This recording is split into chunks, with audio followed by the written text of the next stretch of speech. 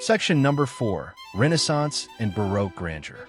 Welcome back to styles and epochs of art that influenced landscape architecture and garden design. This series is a special project by LASD Studio. Landscape architecture, sustainability, and design, offering thoughtful, site-specific design services around the world. Visit us at laststudio.com to learn more. In this episode, we enter the age of Renaissance and Baroque, a time when gardens became powerful expressions of order, theater, and control. The story begins in Italy around the 15th century. The Renaissance was built on the rediscovery of classical ideals, humanism, geometry, and proportion.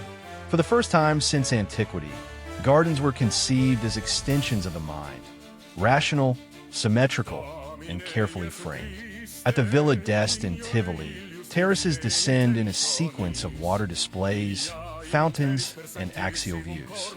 At Villa Lant in Bagnaia, a delicate water chain threads through terraces, each space designed with precise proportion.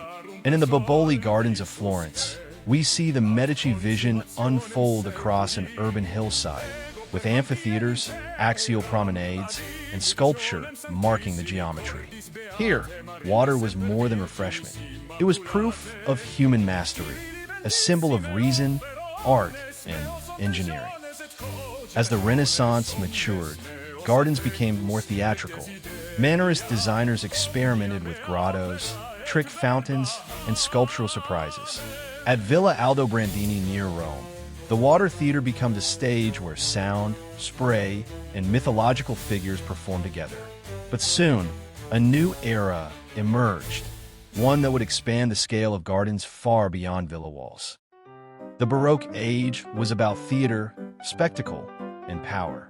If the Renaissance garden was a balanced conversation, the Baroque garden was a public proclamation.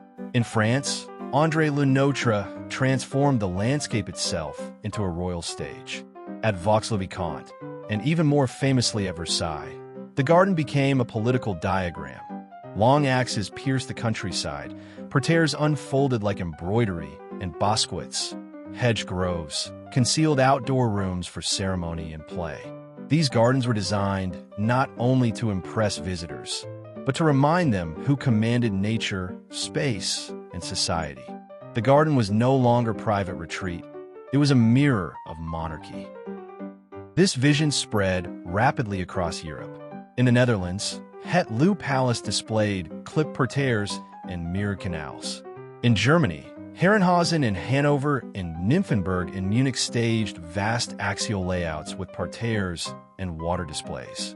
In Austria, Schönbrunn Palace extended its axis to the horizon, crowned by the Gloriette. In Spain, La Granja de San Ildefonso carved fountains and cascades into steep mountain terrain. And on Isola Bella, in northern Italy, terraces rose from the lake like a Baroque sculpture.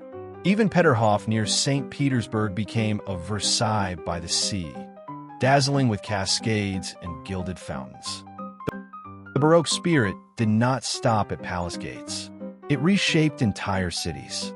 In Rome, St. Peter's Square embraces pilgrims like a theater set, while Piazza Navona transforms an ancient stadium into a civic stage. In Paris, the axis of the Tuileries pushed outward to the Champs-Élysées, still one of the world's most iconic urban landscapes. Baroque was not just a style, it was a way of staging life itself. But let us pause and reflect on the philosophy behind these designs. Both Renaissance and Baroque gardens share one conviction: nature must be ordered.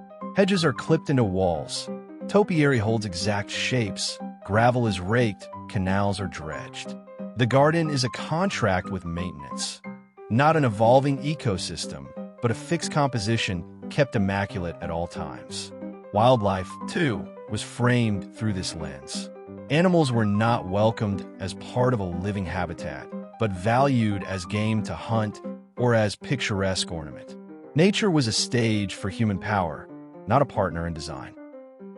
And yet, these gardens teach us powerful lessons. They show us clarity of intent, how a simple axis can bring order to complexity. They teach choreography, guiding the body through terraces, surprises, and sequences. And they demonstrate how green design can shape not only gardens, but entire cities.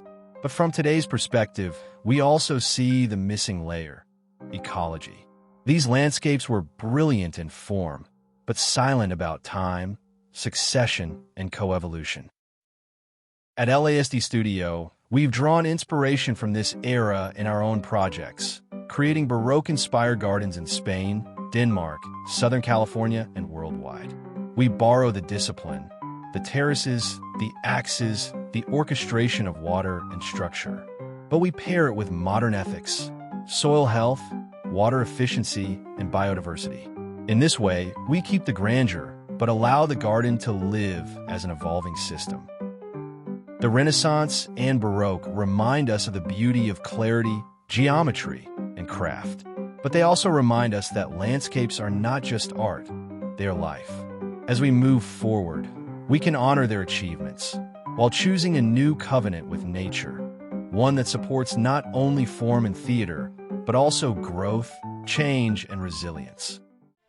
This was Section 4, Renaissance and Baroque Grandeur. Join me next time as we continue our journey through the history of landscape and garden design. If you enjoyed this journey, like, subscribe, and join us for more.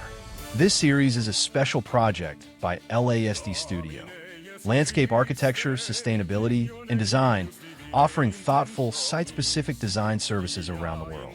Visit us at laststudio.com to learn more. Let's keep walking together through the living history of landscape, where art, nature, and human spirit continue to meet.